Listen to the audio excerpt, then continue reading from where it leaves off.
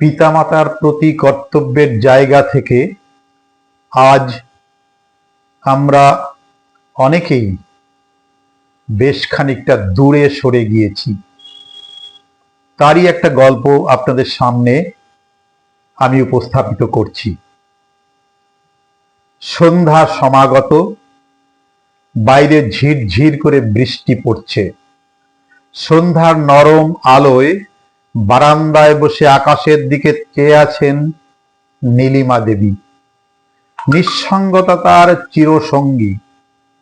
এই বাড়িটি এক সময় কোলাহলে পরিপূর্ণ ছিল।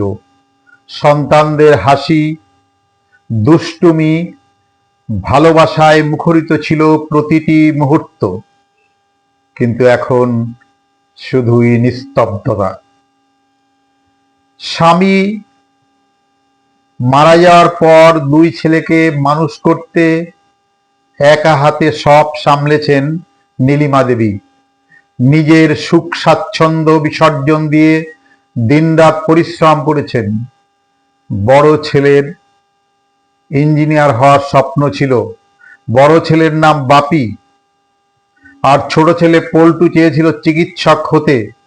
নীলিমা দেবী নিজেই সব সঞ্চয় ও সম্পদ থেকে তাদের শিক্ষার পেছনে ব্যয় করেছেন। বাপি ও পল্টু দুই ভাই প্রতিষ্ঠিত হলো। বাপি বিদেশে পাড়ি জমালো, আর পল্টু শহরের অভিজাত এলাকায় ফ্ল্যাট কিনে স্ত্রী সন্তান নিয়ে সুখে সংসার করতে লাগলো। মা যেন ক্রমেই অপ্রয়োজনীয় হয়ে উঠলেন তাদের জীবনে। ফোন করলেই ব্যস্ততার অজুহাত, উৎসবে পার্বণে না আসার হাজারো কারণ। একদিন বিদেশ থেকে বাপি এবং তার স্ত্রী সন্তানকে নিয়ে পল্টুর ফ্ল্যাটে এলো। অনেকদিন পর তার পুত্র এবং নাতিকে দেখে নীলিমা দেবী খুব খুশি হলেন। রাতে খাওয়ার পর ডাইনিং ঘরে বসে পল্টুর স্ত্রী সাপ জানিয়ে দিল, এই ছোট্ট ফ্ল্যাটে মাকে রাখতে গিয়ে আমাদের খুব অসুবিধা হচ্ছে।